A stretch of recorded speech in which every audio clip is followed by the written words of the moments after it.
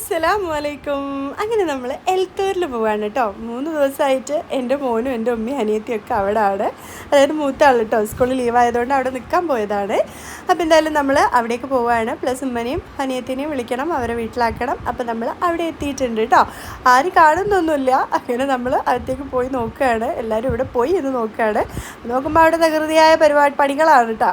അപ്പോൾ എന്തെന്നായാലും കുറച്ച് നേരം അവിടെ ഇരുന്ന് വർത്താനൊക്കെ പറഞ്ഞ് നമ്മൾ ഫുഡ് കഴിച്ചു കേട്ടോ. ഒന്നും പറയാനില്ല, അടിപൊളിയായിട്ടുള്ള ചിക്കൻ കറി ആയിരുന്നു. അത് പൊറാട്ടൻ്റെ കൂടെ കൂട്ടി അടിപൊളിയായിട്ട് ഫുഡ് കഴിച്ചിട്ടോ.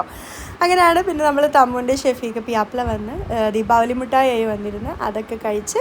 പിന്നെ എനിക്ക് ആപ്പ് ഒരു അടിപൊളി ഒരു ഐറ്റം തന്നിരുന്നു എലർജിക്ക് വേണ്ടിയിട്ട്. കഴിച്ചിട്ട് അഭിപ്രായം പറയാൻ പറഞ്ഞിട്ടുണ്ടായിരുന്നു. അങ്ങനെ അതും വാങ്ങി അവിടുന്ന് ടാറ്റ ബൈ ബൈ അടിച്ച് പോകുന്ന വഴിക്കിതാ നമ്മൾ പുതിയതായിട്ട് നമ്മൾ പാളയം മാർക്കറ്റ് വരികയാണ്, പുതിയറയിലുള്ളത്. എത്ര പേർക്ക് അറിയാനറിയില്ല, ഇങ്ങനത്തെ കണ്ടിട്ടുണ്ടാകും. പക്ഷേ ഇതാണ് സംഭവം എന്നുള്ളത് എൻ്റെ അനിയത്തി ഉമ്മക്ക് ഇന്നലെ കേട്ടോ മനസ്സിലാക്കിയത്. അപ്പോൾ എന്തായാലും ഇന്നാണ് അതിൻ്റെ ഉദ്ഘാടനം. അപ്പോൾ എന്തായാലും അടിപൊളിയായിട്ട് നല്ല സൂപ്പറായിട്ട് വന്നിട്ടുണ്ട്. അപ്പോൾ ഇതായിരിക്കും ഇനി നമ്മളെ പാളയം മാർക്കറ്റ് കേട്ടോ. അപ്പോൾ അത്രയേ ഉള്ളൂ. ടാറ്റ ബൈ.